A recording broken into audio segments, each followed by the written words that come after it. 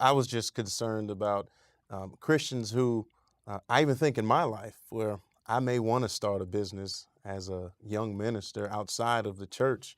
And I know that Paul was a tent maker, but then I get concerned sometimes that that may be seen as, I'm consumed by prosperity, and I don't want to mix that message of my ministry and that false message together. So I just kind of wonder, what can we tell Christians that will encourage them that, yes, they can uh, try to obtain wealth and they can pursue the highest things in life, if you will, but without falling victim to being categorized as one of those who've fallen victim to the prosperity message, or, you know. Yeah, Michael, that's a great point. Um, See if this helps. I think on the one hand, we can offer the general teaching that comes out of the wisdom theology of the Old Testament, like the book of Proverbs, that in general, you work hard, you don't be lazy, and you'll get blessed. But two, there's the problem of the fall. There's the problem of sin. There's this just irrationality that's built in. And the book of Ecclesiastes talks about that. What profit does the wise man have?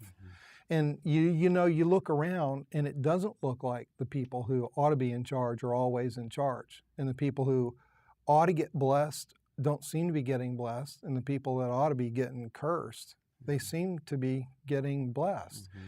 And we just have to recognize that sin and a certain upside downness and warpedness of the whole cosmos is in play.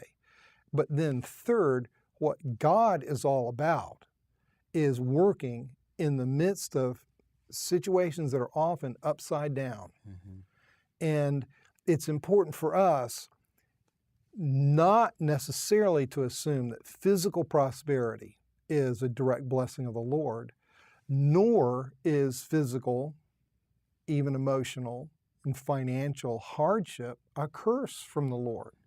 Those are there because sin abounds. But in the hands of God, those are means by which He molds and shapes His people after His own heart of tenderness and compassion, and He builds character into us and puts us often in positions where we can go and we can offer care, not from a position of superiority and arrogance, but from real fellow understanding.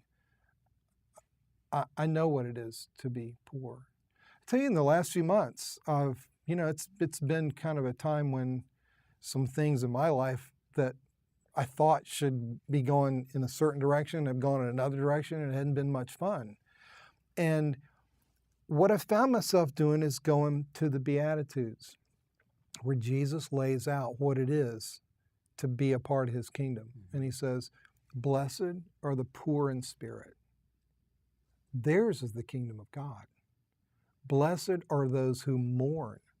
They're the ones who will know joy. And blessed are the meek. They're the ones who will inherit the earth."